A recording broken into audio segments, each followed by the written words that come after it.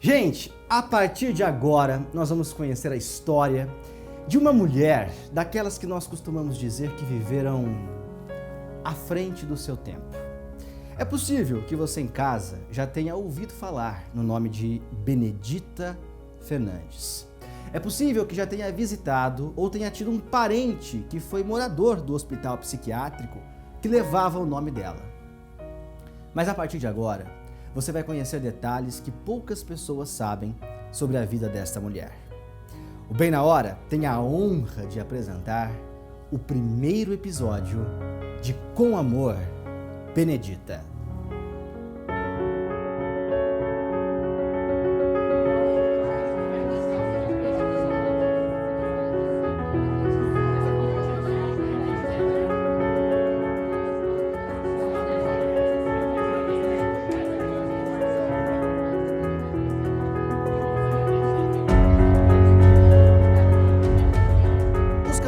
Que você seguiu por esta vida certamente não foram dos mais fáceis. É possível que você tenha se deparado com obstáculos que pareciam intransponíveis, mas que foram vencidos. Mas então, o que é que nós podemos aprender com as dificuldades? Olha, se você não tem uma resposta formada para esta pergunta, eu te convido a entrar agora na história da dona Benedita Fernandes. Uma mulher que provavelmente enfrentava dificuldades muito maiores do que as minhas e do que as suas, mas decidiu seguir em frente e jamais desistir.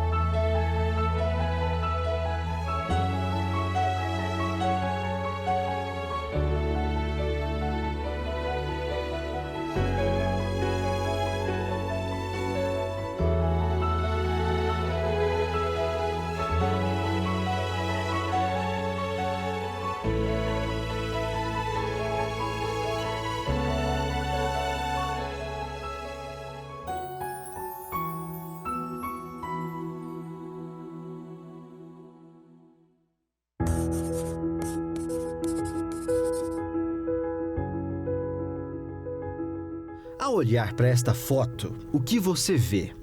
Uma mulher preta, pobre, humilde, vestindo roupas simples, feitas de tecido de chita, sem vaidades ou qualquer extravagância.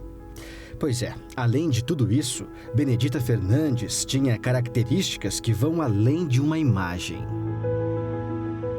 Estas características, que não podem ser observadas através de uma simples foto, é que vão nos ajudar a entender como que esta mulher ajudou a tantas pessoas, mesmo sendo tão humilde.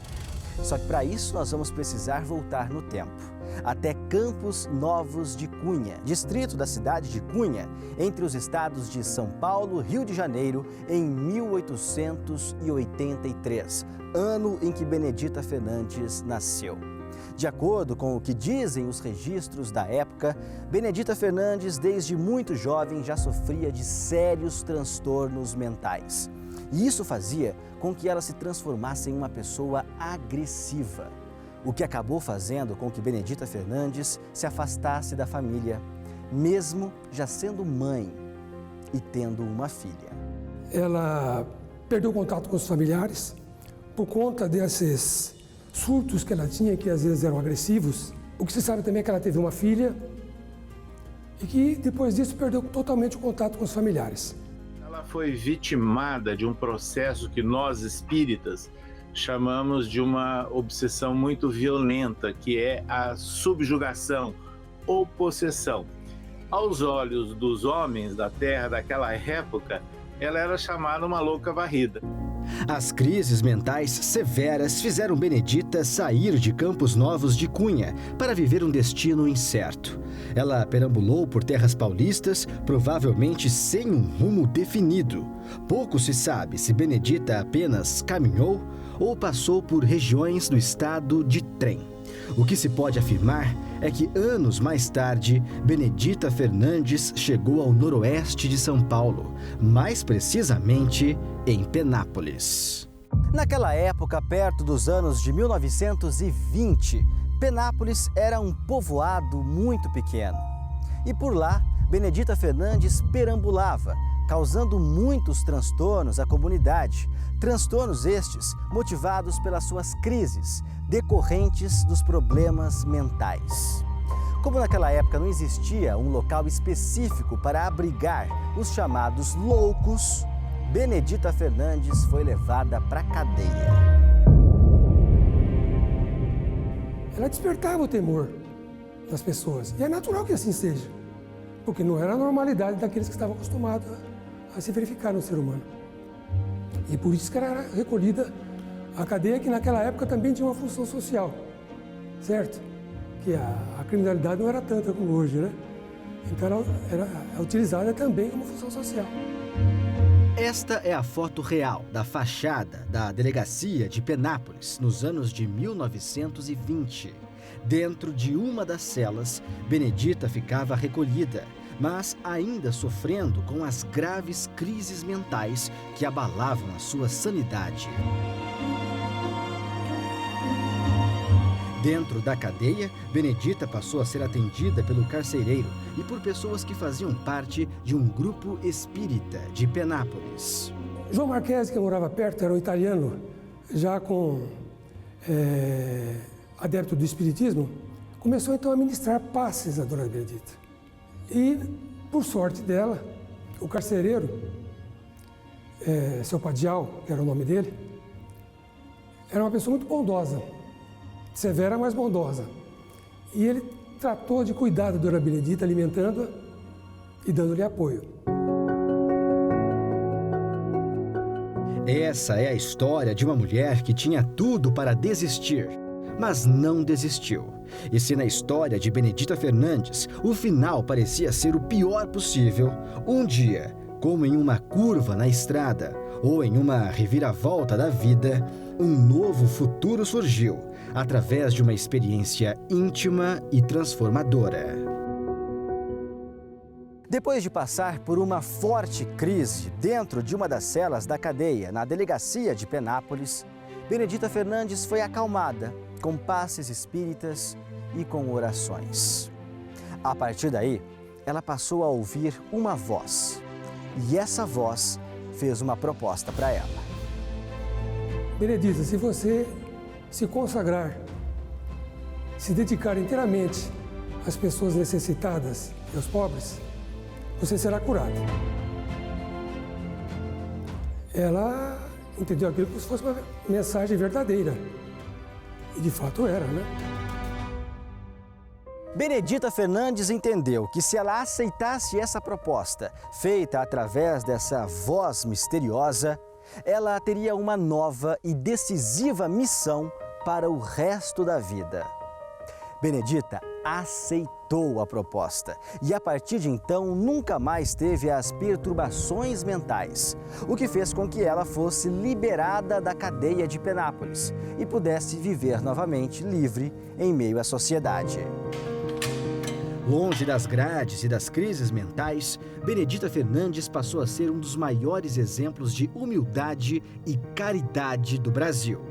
Da situação, entre aspas, de uma louca, né, no conceito do mundo da época, ela passou a ser considerada e muito respeitada como uma mulher dedicada ao bem, respeitada por toda a comunidade araçatubense. Benedita Fernandes, acredito que não elaborava planilhas de trabalho. Ela era intuição pura. E acredito que, sem sombra de dúvida, também guiada pelas vozes interiores. Sem meias palavras, e de maneira corajosa e desassombrada, ela vai juntando a sociedade para socorrê-la. Próximo da década de 1930, Benedita Fernandes saiu de Penápolis e chegou em Araçatuba, cidade onde ela desenvolveu todo o seu trabalho assistencial, que começou com a construção de casas de madeira para abrigar inicialmente pessoas com problemas mentais, tendo o seu trabalho citado e reconhecido pelo então presidente Getúlio Vargas. É isso que você vai ver no segundo episódio de Com Amor, Benedita.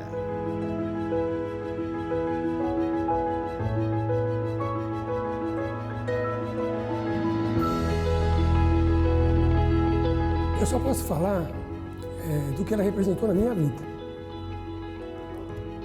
Uma mudança fantástica. Em termos de conhecer melhor as pessoas, em termos de abrir o coração para o próximo, sem reservas, sem medo.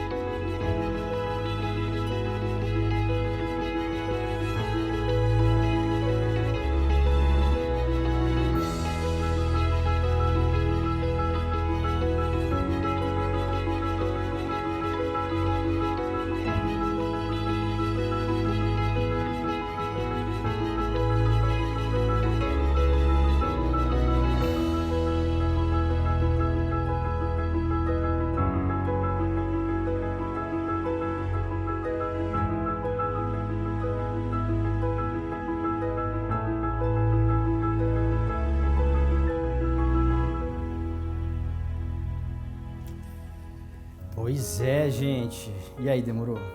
Emocionada.